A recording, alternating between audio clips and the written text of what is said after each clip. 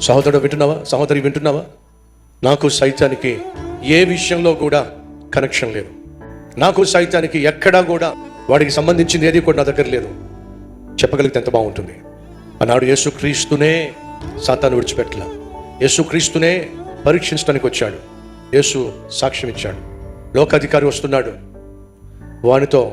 వానితో నాకు ఏ సంబంధము లేదు అనగా సైతాను ఎప్పటికప్పుడు మనతో సంబంధం పెట్టుకోవాలని ఆశపడతాడు.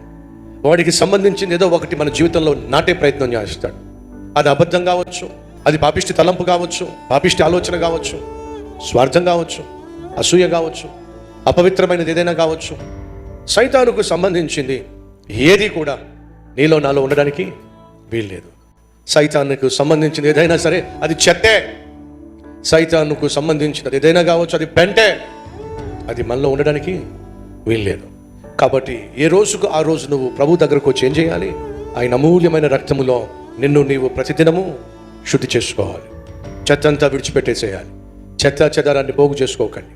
చెత్త చెదారాన్ని మోసుకుంటూ తిరగకండి.